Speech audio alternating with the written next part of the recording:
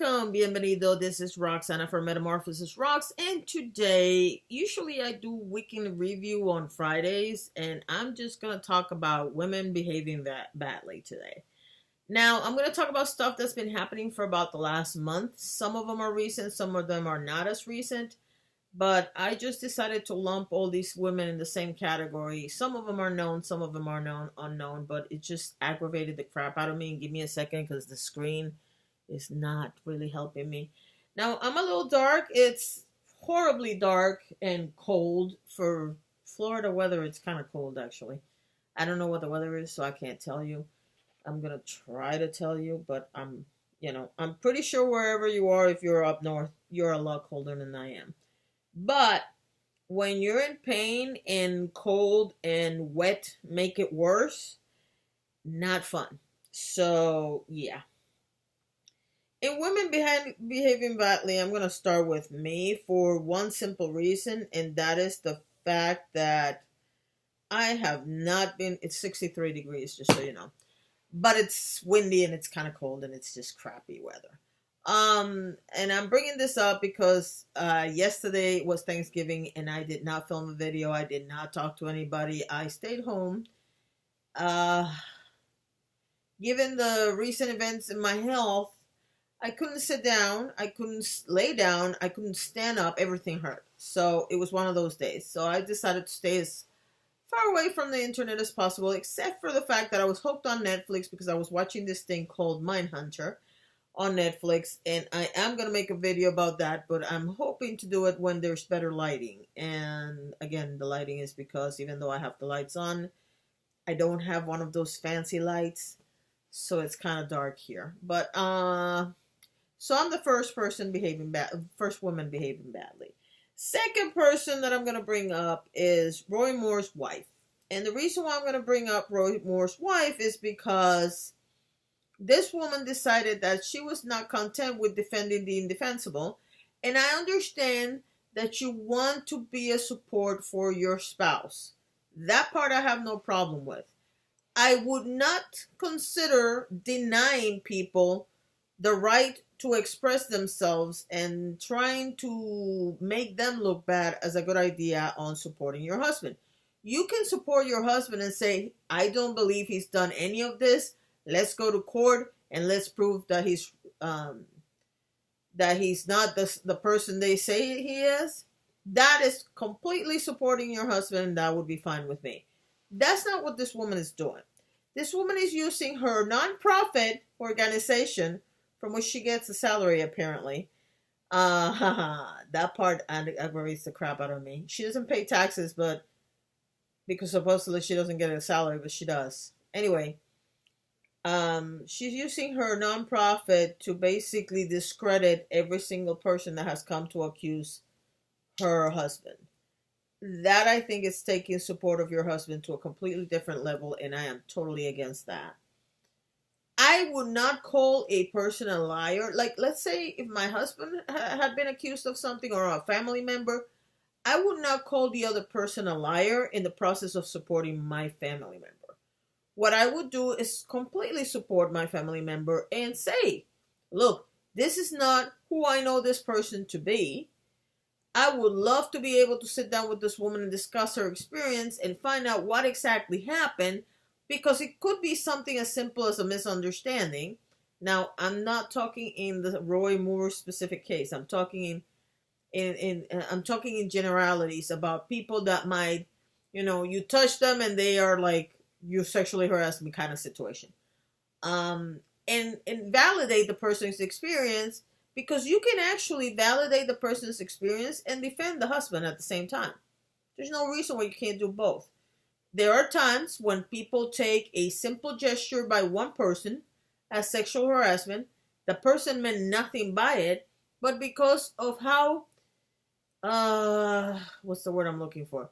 Because of how sensitive we are to this particular situation at this particular moment, we might take something the wrong way when it really doesn't mean to be. And I don't know if I'm making myself clear, but let me give you another example. I'm Hispanic.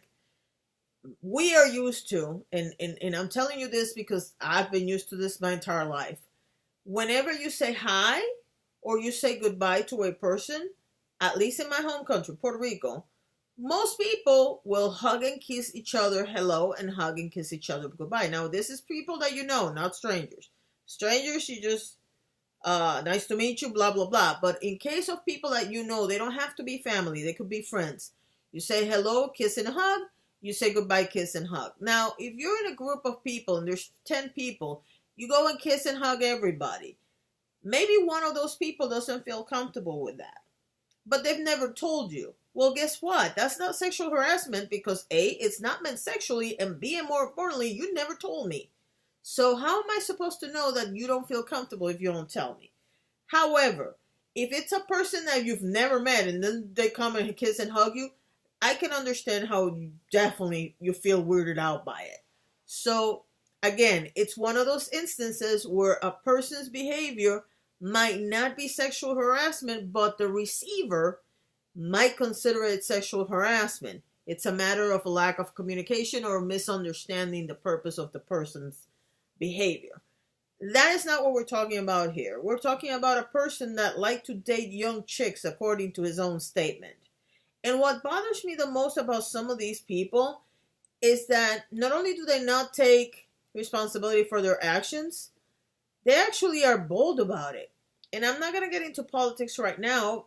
It just happens that Roy Moore is a politician. But some of these people are like, yeah, I asked her out. No, that's not what you did. But that's how they sell it to you. Like they didn't do anything wrong. And that cracks me up.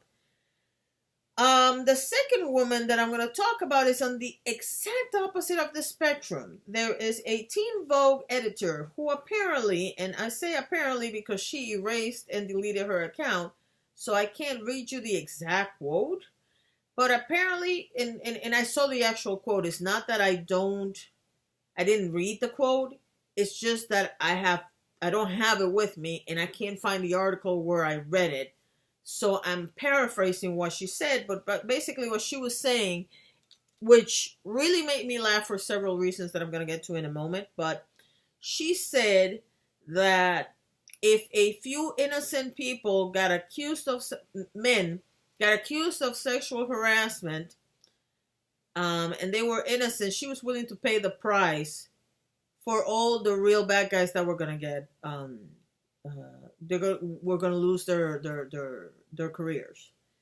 Now, first of all, paying the price means that there's an impact to you. There is no impact to you as a woman that a man gets accused of sexual harassment. None. You're not paying the price. They are. I have a big problem with people being accused when there's nothing there. I think that is disgusting that a woman would say that. I would think it would be disgusting whether a woman or a man said it, because that is the same logic that says, and that I lived through most of my life, that said that all Puerto Ricans carry knives, so you should pat all of them down. No. Except for in the kitchen, I've never carried a knife out of my house. Or if I go to open a package, I probably have some sort of like, what do you call these? Little cut knives that you use to open boxes and stuff like that? Box cutters, I guess. But knives? No. I've never carried a knife in my life. Except for the kitchen. And I can tell you that I don't cook enough for that even to be considered a thing, at least in this house. Okay?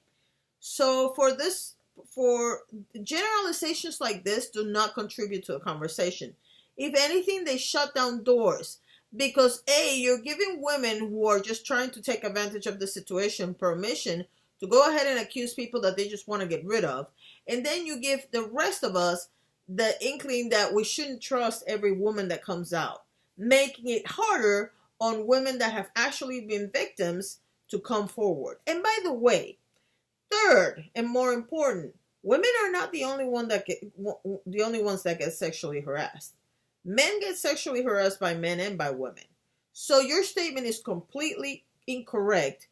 It's disturbing, and it would be funny if you're the one who ends up without a job because people don't like what you just said. And if I was Teen Vogue, I would consider, what is wrong with this woman? because I probably wouldn't fire her, but I would definitely sanction her in some way, because what she said was totally incorrect, and her being a influencer should have some weight on whether or not she gets reprimanded for her behavior. Her behavior is reprehensible. So those are the few women that have been behaving badly. Obviously, women that accuse men and have not had a real sexual harassment experience are women behaving badly. Women that defend pedophiles or sexual harassers of any sort would be on the list of women behaving badly. And what I would tell you is this. We have come to a point, because of the current environment in which we live, where people are getting offended over everything, where people are beginning to come forward with accusations that are 20, 30, 40 years old. And I have my thoughts on that as well. If a person has only done it once in their life, should we really accuse them 40 years later? Is it valid for a person to carry a grudge for 40 years? Those are all thoughts for another video for another day. But we have come to a point where a lot of people are accusing a lot of other people of wrongdoing, and it's going to take a while before we can sort all of this out.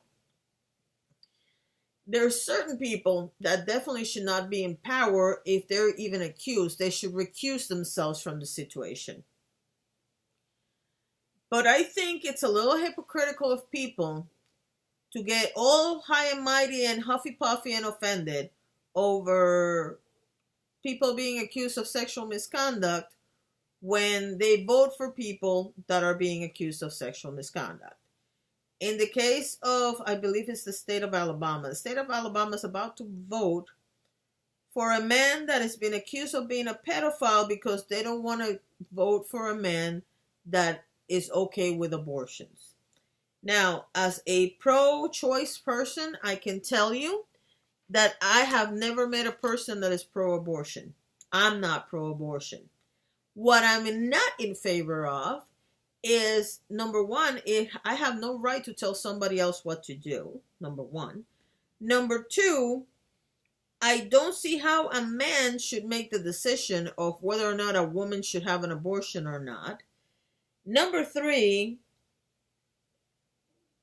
if the same people that were sitting in front of abortion clinics with their posters and wasting all their time and energy on this would be the same people that would adopt the children of these women that have to decide to have an abortion because there's no way they can take care of this baby, then I might not have a problem with you being sitting there wasting time and not making any money except for the time that you spend complaining about abortions. But here's the thing. The people that complain about abortions and that picket against abortions rarely are in favor of adopting anybody. Rarely are in favor of giving benefits to women that cannot go to school or to work for a few months because they have to raise a baby. You want the woman to have the baby, but then you want her to stay barefoot, pregnant, and stupid for the rest of her life. And that's where I have a problem. We should be pro-humanity, not just pro a baby that hasn't been born. And I'm not even going to get into the debate if the baby was born. I mean, is a human, or if it's when they breathe air for the first time that they become a human, or when they become human. It's irrelevant to me in terms of this. If you cannot respect a human person that is alive, you have no right to say that you're against abortion. You just don't. Because you are about to elect a pedophile, a suspected pedophile, because you don't want somebody that is not against abortions. If you don't understand how ridiculous your logic is, I'm going to give you another example of ridiculous logic. I made a statement this morning on Facebook, where I was very blunt about my current circumstances. And it was not a happy, I'm happy. No, it was a pretty dark and gloomy post. And I did it with all the intention. because I'm a little tired of people saying that they like politicians that tell it like it is, but when a person actually tells it like it is on social media, oh, you're being negative. No, I'm not. I'm being a realist. It's the same when you go to work. You go to work, you find something wrong, and you complain about whatever is wrong, and people say, oh, you're only looking for the negative. No, I'm actually telling you this is wrong. We should do it this way. I'm even giving you an option of how we can, so that we can start a conversation on how to fix something. No, you're being negative. No, being a realist is not being negative. Being negative is saying, nah, I don't want to do that. That's not going to work. I'm going to die. That's being negative. That's not what I'm saying. To move on in the example, in a specific example, which I alluded to in the beginning, I'm in a lot of pain today. And even though I'm in a lot of pain today, I decided I am going to empty 3 of the moving boxes because I've not been able to finish my living room and it's driving me crazy. In pain, I'm going to do it. And you know why I'm going to do it? Because this is my logic. I'm going to be in the same amount of pain if I empty the 3 boxes that if I don't empty the 3 boxes. So I might as well empty the 3 boxes. Same with exercise. I told my daughter this weekend we're going to start working out again, whether I'm in pain or not. And she was like, but Mom, you're in a lot of pain. And I said, here's the thing. I'm going to be in the same pain. And by same pain, I don't mean that it's going to hurt in the same exact place. What I mean is that the level of pain is going to be the same. Right now, in a scale from 1 to 10, I'm an 8 in how much pain I'm in, okay? If I'm going to be in the same scale, 1 to 10, I'm going to be in the same level 8. Whether I work out or not, I might as well work out. And that's not being negative. That's being realistic about my situation. But I have family and friends that think that that's being negative. That I'm just fat and when I lose the weight, I'm going to be fine. That if I drink some happy juice or something, I'm going to be okay. That's not how it works. I'm sorry to tell you that's not how it works. But I find it amusing that you voted for Donald Trump, who said that I tell it like it is. I'm not saying that's wrong. I'm not saying that right. I'm just saying that you voted for a person because he says that he tells it like it is. You say that he tells it like it is. And you have absolutely no problem and you don't call him negative. But I tell you that I'm in pain and I'm negative. What? When somebody explains to me how does that make sense, I want you to put in the comment section exactly how do you think it makes sense that one person is telling it like it is and the other one person is being negative. They're both telling you their reality as they see it. Whether you agree with them or not is irrelevant. They're telling you their reality as they see it. You call one of them telling it like it is. You call the other person negative. You can't be with God and the devil at the same time. You're either with God or the devil. It's just the way it works. So, if you agree with me or disagree with me, or if you have other examples of wayward women this week, just leave me a comment below. And thank you so much for watching. Have a wonderful weekend.